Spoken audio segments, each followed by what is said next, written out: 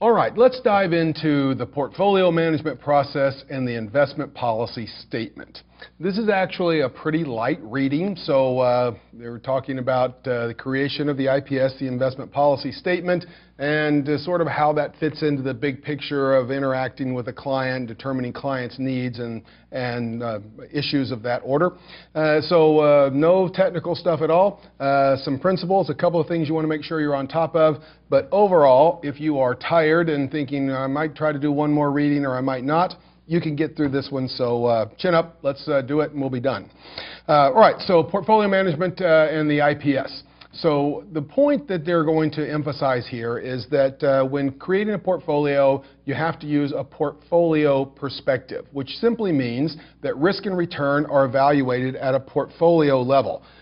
And if you go back to the old days, this is, has to do with the trade-off or the change from the prudent man to the prudent investor rules.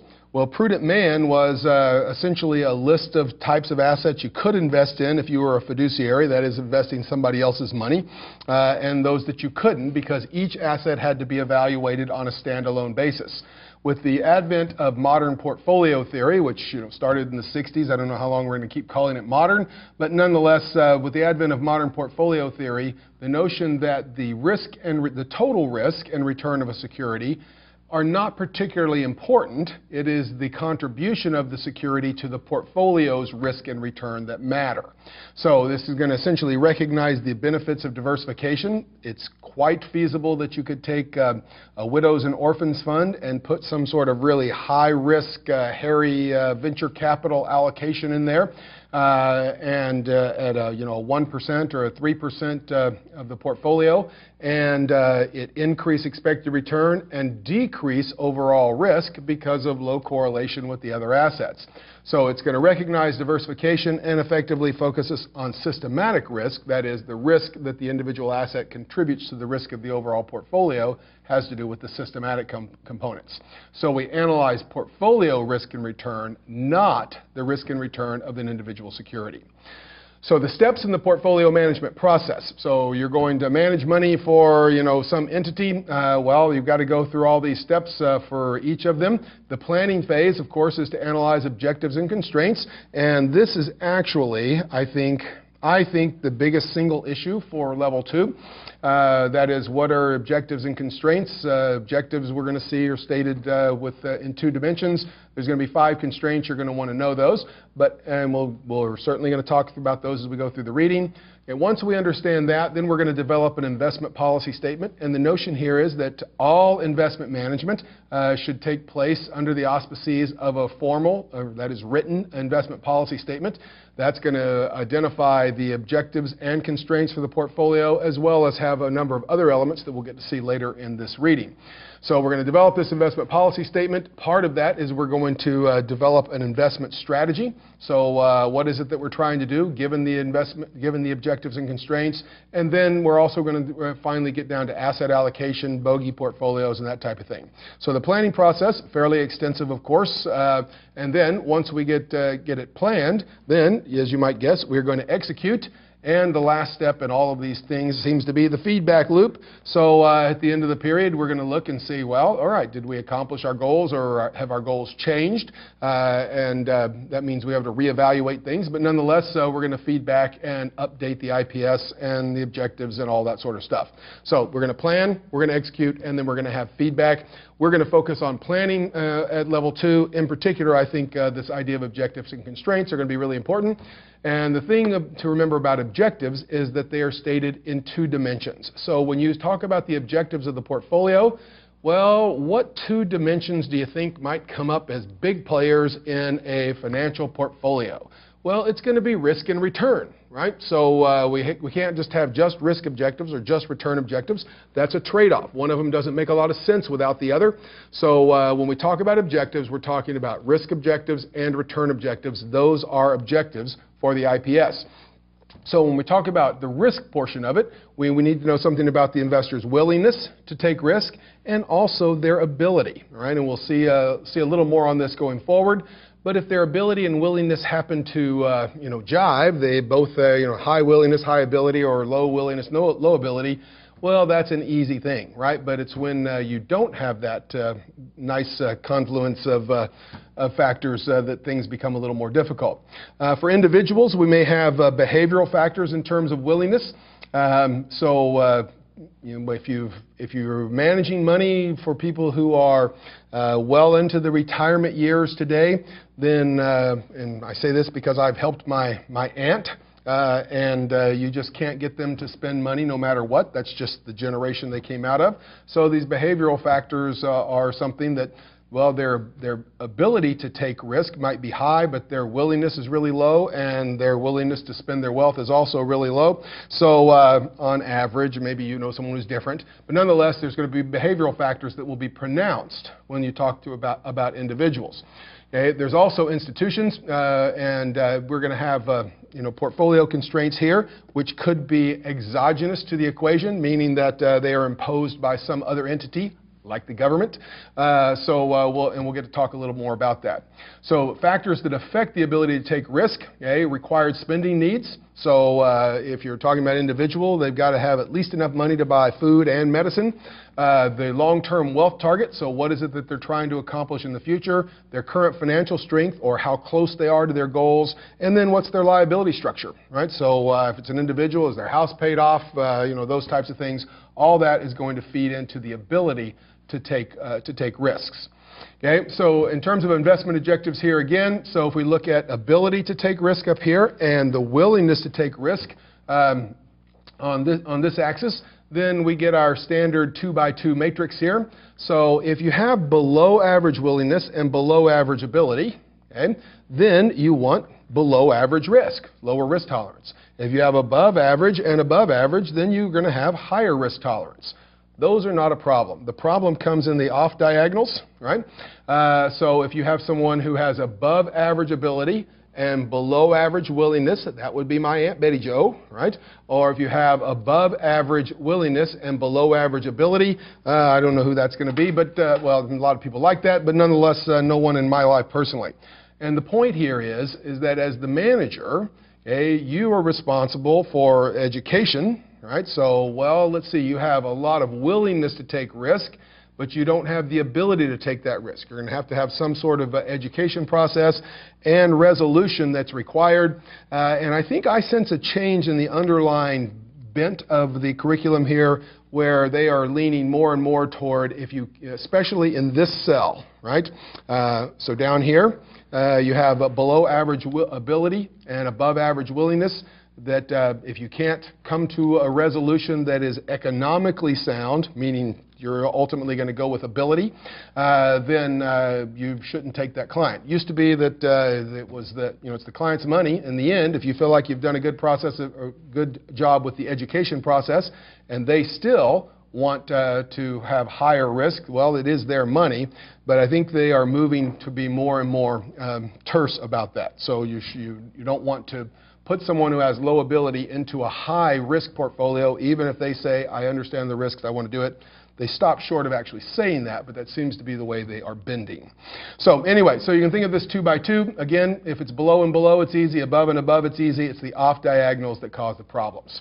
So what about return objectives? So we can have desired return, okay? So I'm trying to hit a return of X% stated by the client. And then we can also have required return, as determined by long-term goals or liability structure. So if you are a life insurance company, well, you've got to have a return of at least X, otherwise you fall below the capital requirements, and that causes all sorts of other problems. And, you know, so anyway, you can have something that is, you know, determined by long-term goals or, again, maybe even external or exogenous forces that are dictating what that looks like. Okay, so it has to be consistent with the risk objective. So you can't say I want to have no risk but earn 30% a year. So you've got to make sure these two things jive. And again, we're going to consider this from a total return perspective, which means that, one, we're looking at a portfolio perspective, but also, and this is what this really is code for, a total return perspective, and you have to read between the lines to see this, is that you would look at the return both from capital gains and from cash flows. So when they talk about a total return perspective, as in individual X, you should take a total return perspective.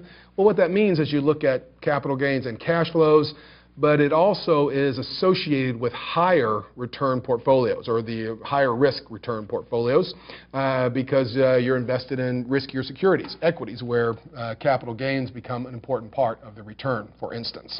So a total return perspective, when you're thinking of return, what are we getting in terms of cash flow? What are we getting in terms of price appreciation? Make sure it's consistent with the risk objectives. Now, you could spend a lot of time on these next two slides where we go through and talk about the different types of investors and the basics of their investment objective statement, that is risk requirements, risk tolerance. I think understanding basically where each of these different types of investors or entities are coming from is likely, at least on a first pass, to be sufficient. So if we're thinking of an individual investor, required return, risk tolerance, well, it depends on life cycle and wealth in both cases, but what does that mean? Well, so I'm an individual investor, you're an individual investor. My parents are individual investors.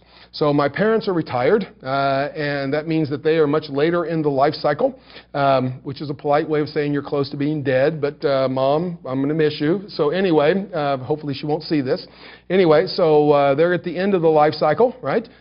Me, I am in the middle, and you are at the beginning, right? At least in terms of career, maybe, right? So I'm probably past the middle, but I'm not going to admit it because I'm single, and you know I may have some date prospects here. But nonetheless, an individual investor, well, if you are at the beginning of the life cycle, well, then you've got lots of time diversification capabilities. You have some real options in terms of changing your lifestyle to increase your savings rate if you need to, all that sort of stuff. So your return requirements are saying, look, over 40 years, well, the difference in, 8 and 9% makes a huge difference.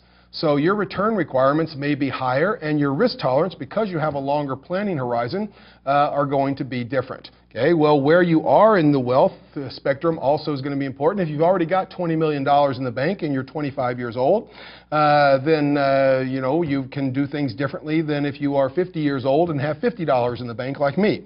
So individual investors are going to depend on where they are in the life cycle, and you can think of, well, I'm starting out, I'm at the peak of my earnings potential, and I'm saving at a high rate, and then think of it as using your nest egg on the other end.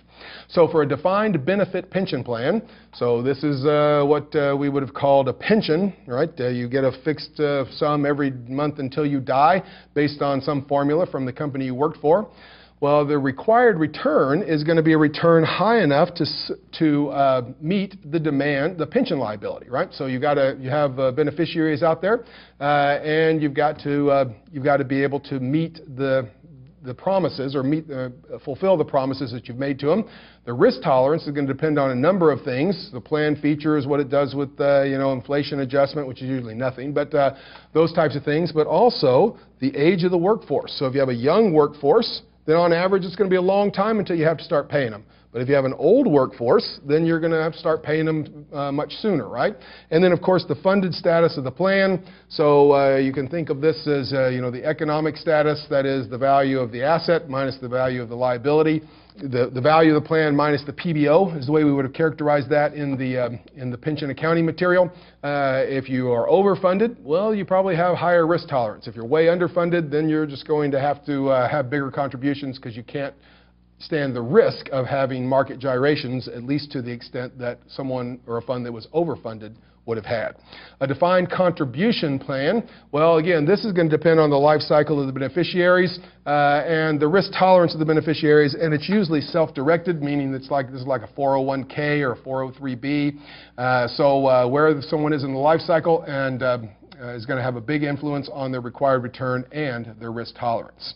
Endowments and foundations. So endowments, these are things that are intended to provide financial support forever. A foundation is just something that's doing that for a charitable reason. The return requirements are to be high enough to cover current spending needs, okay, and maybe adjust for inflation. Okay. The risk tolerance here, these are generally considered the highest risk tolerance type of entity for a couple of reasons. One, they are eternal in duration, right? They're supposed to go on forever.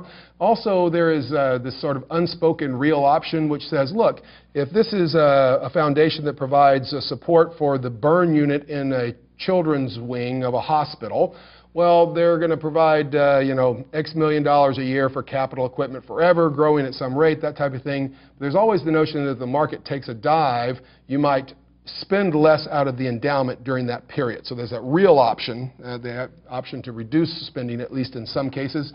But the risk tolerance here, this is going to be frequently considered, on average anyway, the entity that has the highest risk tolerance. Life insurance companies, hey, we've got to meet policyholder reserve rates. Their risk tolerance is going to be below average. Why? Because the regulators are all over these guys in terms of what they can do.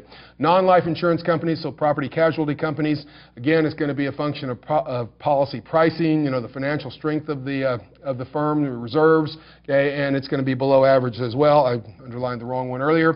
Banks, it's going to be a function of the cost of funds. So we are bringing in money at some rate. What are we investing it at? We're hoping for a positive spread, and financial strength is going to have a big role to play in that, as is the business model of the bank. So what exactly are they doing with the assets that they are accumulating? So being able to think through each of these different types of investors, think a little bit about the return requirements, a little bit about the risk tolerance. I think the discussion in the underlying curriculum and the expectations for how much you're going to get into it here are relatively low.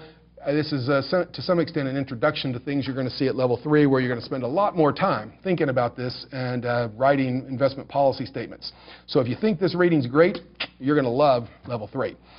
Investment constraints. So here's the deal. The way the IPS is structured for the CFA curriculum is that you have to have objectives stated in their 2 dimensions, risk and return. And then there are exactly 5 constraints. So this is a formal list. You need to make sure you know all 5 of these. But that says, look, we have liquidity constraints. Okay, so we need to avoid having cash outflows. Not avoid. We need to make sure we have planned if we're going to have cash outflows greater than the income from the fund, so that we can be orderly about how and when we liquidate securities, what we do with tax obligations, which of course comes in at number 3, but those types of things. So what are the liquidity needs? If you are a defined benefit pension plan, your liquidity needs are fairly known and have low variability. So your liquidity is going to be easy to manage. If you're an individual saving for retirement like myself, again, low liquidity needs. If you are a life insurance company or a property casualty company, you're going to have a lot higher needs because of potential unexpected claims. So time horizon, generally, longer horizon, greater ability to take risk. Tax considerations, so what's the government doing?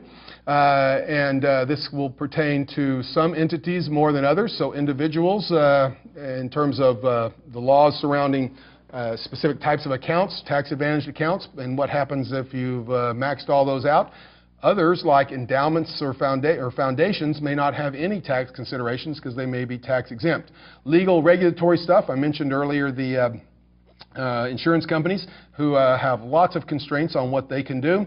So all of those would be things that would have to be considered. And then there's this last one, which is kind of a catch-all, which by definition is anything that needs to be considered that wasn't included in the first 4. So these unique circumstances have to be considered. This is something you ought to know, and we have another slide on that in just a few minutes, so we'll get to talk about that a little bit more, although I think I've said most of what I have to say. So more on time horizon, short-term versus long-term. Long-term is going to be more than 10 years, and you will see different numbers associated with that, but for our purposes, that's what we're going to call it. We can also have multi-stage, that is where we have a short-term and a longer-term goal. We're certainly going to have to think in terms of life cycle. So we mentioned this, you versus me. I'm closer to retirement. You are likely farther away. So different stages in the life cycle, that means that you have a longer time horizon. I'm closer to being dead. So that means that you're going to have generally greater ability to take risk. Longer time horizon means greater ability to take risk. And also there may be future beneficiaries that have to be considered. So, well, I'll give you an example in a slide that's coming up. So the horizon influences the ability to take risk. Longer horizon, greater ability to take risk, and that means riskier asset allocation. Of course, when you take on more risk, you're hoping for more return, right? So we don't want just risk for risk's sake. We want to bring on those two things together, of course. So investment constraints, one more time: liquidity. Higher liquidity requirements mean lower risk tolerance. Okay? Certainly means larger cash positions in most cases. Time horizon, again, longer horizon, greater ability to take risk, more risky asset allocation. Tax, this is going to be important for lots of entities, and it's going to be important in different ways given the complexity of tax laws. The legal regulatory structure, so for some investors it is not important at all. So for me, I have some legal regulatory structure as it relates to tax stuff, but basically I can do anything I want with my money, right?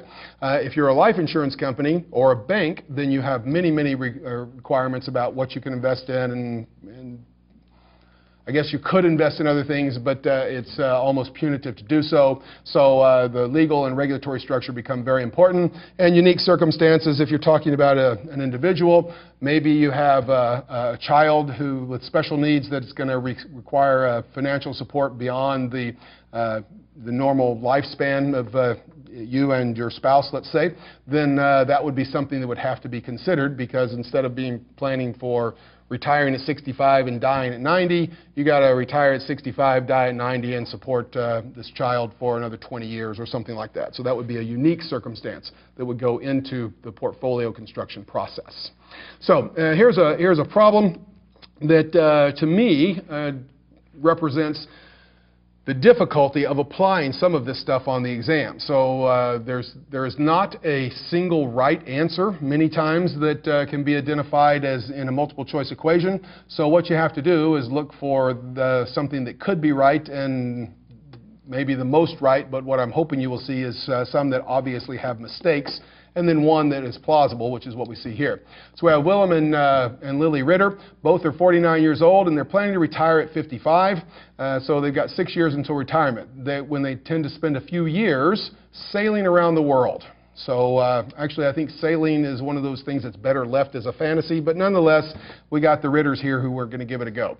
So they will not reach full retirement age and begin to collect their pensions until 67. So they got a 12-year gap in there when they stop working and when they start collecting their pension.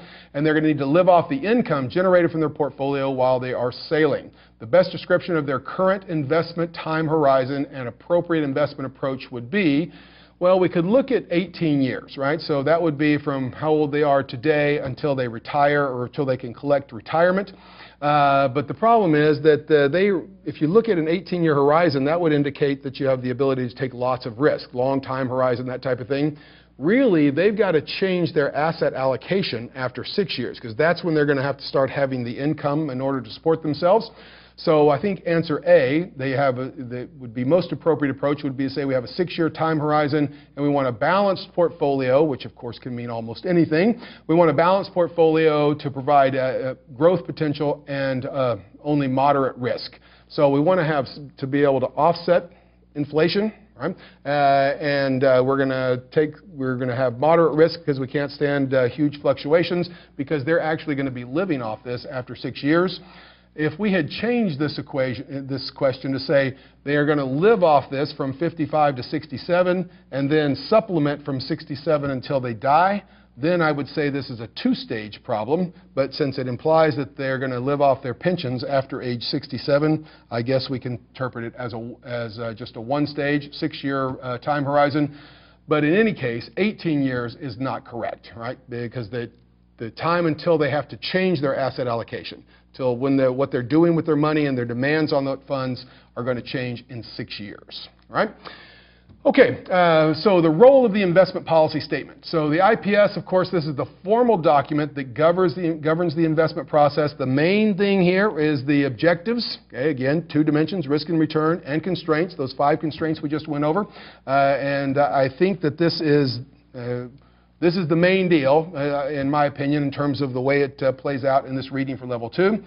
But there's lots of purposes behind this, right? So this is going to be something that's transportable. So, you know, I've got my IPS. I'm working with one particular financial advisor. I decide that I'm not getting the service or performance I need there, well, I've got this IPS and I can go somewhere else. Or if I'm working with a financial advisor and there's manager turnover, well, then we still have, a record of accountability, what it is we're trying to accomplish, all that sort of stuff.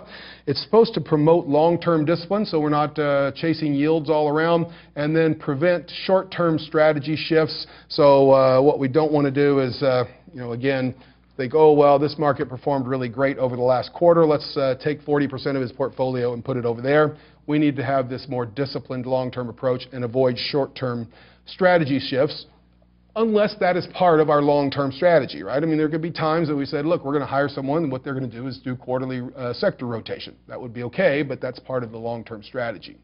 So elements of an investment policy statement, of course, the client description, who they are, how old they are, if they're an individual, if they're a defined benefit pension plan, let's say, well, exactly who are the beneficiaries, what is the funded status, cash flows, all those types of things.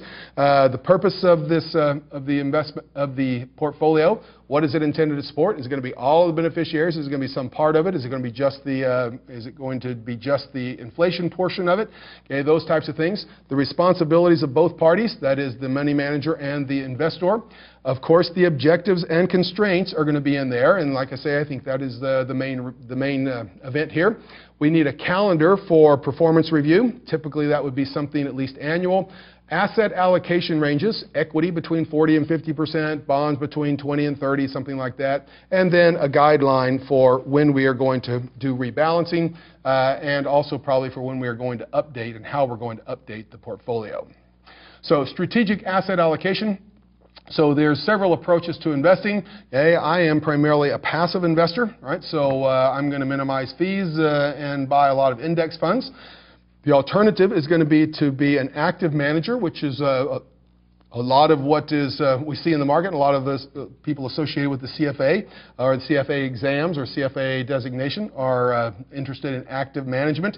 I'm certainly someone who believes there are successful active managers out there. I just don't have a lot of confidence in my ability to choose them ex ante. And then there's also semi-active strategies, and we don't talk about these much in the curriculum anymore, but this is like the enhanced index strategies where we provide some portfolio tilts based on known anomalies and that type of thing. So the point here is that asset allocation is going to be determined by, I would say maybe governed by, is a better term, this notion of an IPS. So an IPS is going to talk about what the needs are, objectives and constraints. It's going to identify who's responsible, ranges, all those type of things. And then we're going to have capital market expectations. So what do we think is going to be the return on this sector versus that sector? What's going to be the correlation between the two? So if we take the IPS, as we see here, and the capital market expectations, so objectives and constraints, and then our expectations about returns, risk, covariances, then we can come up with this strategic asset allocation. And of course, it's easy to create a slide that puts these two things together. In practice, this is much harder to do, right? So coming up with strategic asset allocation, lots of rules of thumb. Optimizing this through time, of course, is a call. That's why people in finance make a lot of money, because this is something that is difficult to do because there's so many variables that would impact it. Okay, portfolio management and ethics. So, and here's the point. There's a frequent disconnect between the finance knowledge of the portfolio manager and the investor, right? So there's this asymmetric knowledge. The portfolio manager knows a lot. The investor thinks they know a lot, but they probably don't. So that puts the portfolio manager in a position of trust. And it goes just beyond asymmetric knowledge. It's probably also legal obligation. It's certainly, if you have discretionary authority, then you effectively have fiduciary responsibilities associated with this. So the manager is certainly in a position of trust. And what that means, and this actually comes out of the ethics material, is that you have to meet not only the standards of competence, right? So you've got to be a competent manager, and part of competence is knowing where you're incompetent, right? So if you are not a fixed income guru, but you're creating this portfolio that involves it, you got to go out and obtain that competence. That means bring someone in who can help you. But you also have to meet the ethical standards, right? So you've got to make sure your communication with your client is fair, complete, and accurate, and all those types of things. So this all goes back to study sessions 1 and 2. But the point here is that when we talk about portfolio management, it's not just a competence requirement. There's also an ethics requirement, ethical requirement that has to be met, and it's part of what we get paid to do, to be representatives or agents for our clients, and that is going to make it an important sort of thing. So keys to the exam. So finishing things up here. So keys to the exam for this little reading and finishing off portfolio management, objectives and constraints for the individual and the institutional investors. So that was that 2 panels we went through, and we said, here's individuals, here's banks, here's defined contribution plans and such. You want to make sure you know the basics of that. So the development of the IPS, what are its components, what is its purpose, in particular objectives and constraints again, but why do we do that was going to be important. Strategic asset allocation, not in the sense of, oh, well, here is some details on the investor, what should we do with the allocation to alternative investments, but thinking about where it comes from. That is the IPS, objectives and constraints stuff, and then capital market expectations. And then the link of all of this to modern portfolio theory, that is the portfolio perspective, I think is important. So I think, like I said at the beginning of this, this is a fairly light reading. Not too much to get on top of here in terms of formulas, not any formulas in fact, but this is a foreshadowing of what you're going to see at level 3. So seeing something here show up in the exam I think has good likelihood, and it's easy enough and maybe even important enough in our careers that it's worth spending some time on this. Looking back over this portfolio management material, I do think that this has gotten much more difficult over the last few years. Essentially everything in the exams have gotten more difficult over the last few years. But nonetheless, so we started out with kind of a light reading, looking at things from a broader perspective, and we finished up with this. But we had a couple of readings there in the middle that are going to take some time, and I think I think that if I were on the Council of Examiners, I think I would have an appetite for testing this, and I think therefore it's probably worth spending some time with it. So it does get a little sticky in places, but you can do it. Make you some lists, flashcards, especially for formulas and those types of things, and I think you'll find that you can pick up some points out of this portfolio management material. Good luck.